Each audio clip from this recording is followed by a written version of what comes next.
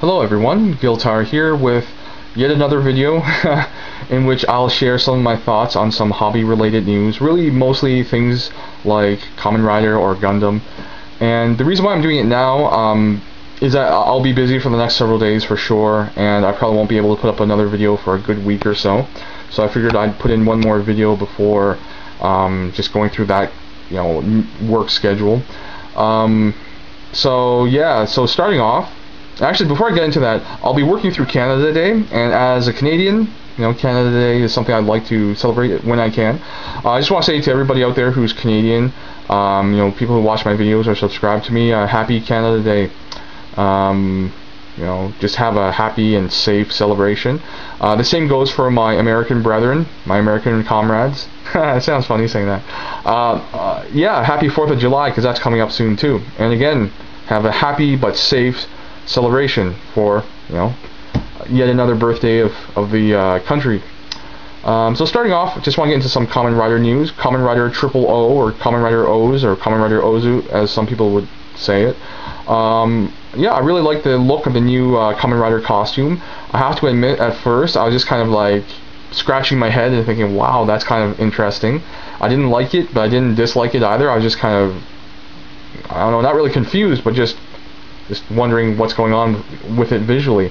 But after taking a moment just to really look at it, I've come to appreciate the design, and I think the intent of the design is just to be a little more daring and non-traditional than the previous Kamen Rider designs that we've seen in the past, because basically the costume is a solid black base color with piping or trim in different colors to sort of define the form and bring out some details.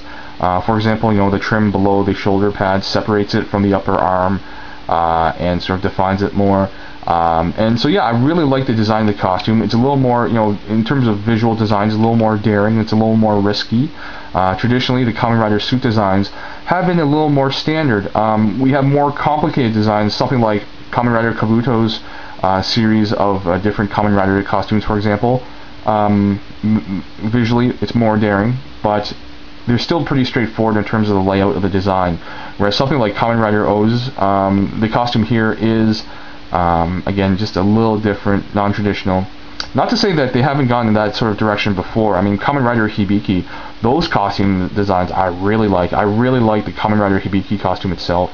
It's so non-traditional, especially with the lack of, sort of eyes. It's got sort of a featureless face for the mask that's outlined by the red. I really like the Kamen Rider Hibiki costumes from a more of a sort of an art and design standpoint, a visual design standpoint. And yeah, I really like that direction that the Kamen Rider O's costume is taking. Visually, I think it's just really, I think it's a good risk to take. I think it looks interesting. I also like how there's, I guess, animal motifs going on. I like the stylized look of those animal symbols.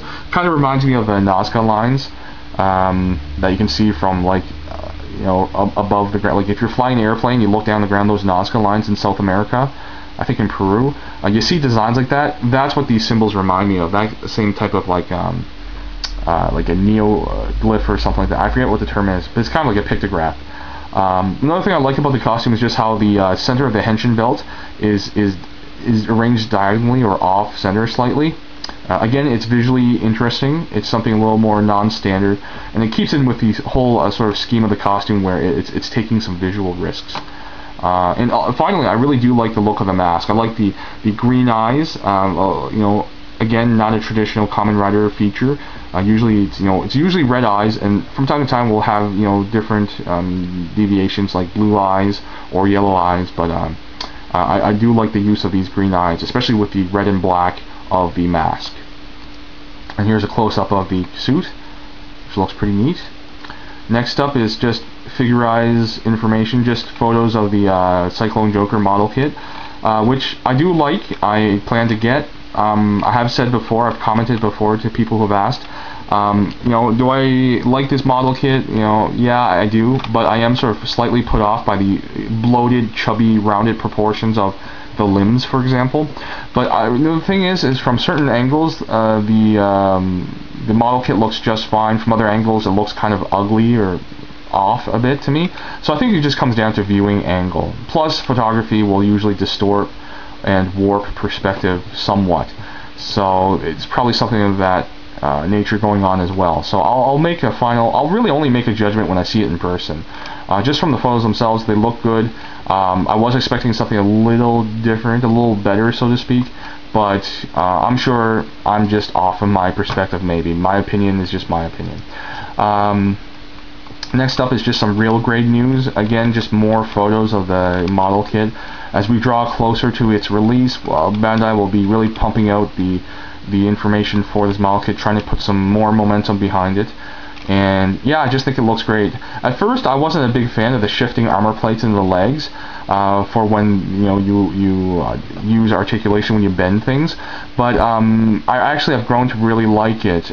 I like the fact that it sort of implies a more machine-like nature to the model kit, because the thing is, machines usually have moving parts, pistons, drive belts, things like that. So I think the idea of the shifting armor plates in the legs visually adds a really great sense of movement, and also sort of a subconscious implication of this is a replication or a replica of a machine.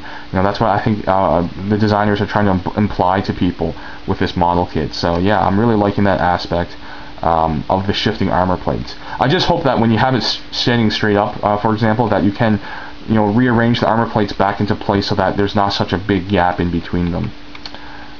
So yeah, I'm really liking this. And what else? I think there's one more bit of information here, one more bit of news I wanted to touch upon somewhere here.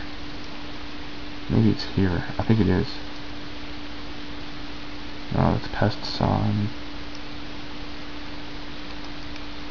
You look there. Oh, here it is. Some upcoming Revoltech figure news. Now, first of all, Lupin the Third of Lupin and Daisuke Jigen, very cool looking figures. I can't wait to see more information on them. But what I really want to see more of is the Kenshiro from Hokuto no Ken. This looks like it's the version from the Hokuto no Ken Gaiden anime series. So I'm really looking forward to seeing more news about this particular action figure. Yeah, so that pretty much does it for this video here. Oh, I also need to mention, I've recently received the D-Style White Glint model kit. I got it yesterday. And I was looking through the instruction manual. I was pleasantly surprised by the depth of the instructions. It reminds me more of an earlier generation of high-grade model kit, which is, I think pretty interesting for what appears to be an SD model kit, which the D-Style model kits aren't. They're sort of a different sort of model kit. They have SD stylized appearances, but the actual design behind them offers more articulation, a little more functionality to make them a little maybe more interesting in posability. Now, that's with the Ingram 1 that I reviewed recently. With the White Glint, because of the nature of the design of the White Glint, it may not have the same articulation, but we'll find out soon. Kawapen 2 is working on his, from what I understand, and Meet Lamaika has received his as well, and I think they're both going to be working on those two kits next before any of their other projects. So I'm really excited about their perspectives, of their opinions on the D-Style White Glint. For Kawapen 2, for example, he's a big Armored Core guy, does a lot of work with Armored Core model kits, and he has the normal White Glint model from Kotobukiya. So I'm really looking forward to seeing or rather hearing what his thoughts are on the White Glint D-Style model. And then on Meads Lamaika's side, or Meads, he's a big SD guy, a lot of experience with SD kits, so I'm really looking forward to hearing what he has to say about the D-Style, what he comes away from that experience with. So yeah, that's gonna be some exciting reviews, hopefully coming up in the next short while from those two guys.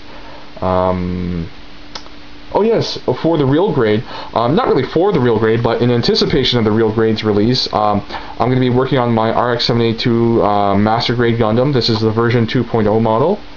And this is the Clear Parts campaign version, so I've got the clear runners, which I really do like because if you guys if you watch my videos where I use my 1-year War Gundam as a size comparison, you'll probably notice that its left leg has all the armor pieces removed because I like displaying the inner frame on that part of the body. Well, the Clear Parts campaign has clear parts for the legs, and I think other parts of the model which allow you to show off the inner frame. So I'll probably be using some of those parts to show off the inner frame of my new Master Grade model kit. I've also got the Master Grade G Fighter kit as well, so I need to be putting that together at some point too, because I really want to display those two model kits together. And so yeah, that's pretty much it for the video here. Again, I'll be busy for the next several days, so I'll see you guys probably sometime next week in another video. As usual, thank you very much for watching, and I'll see you guys next time.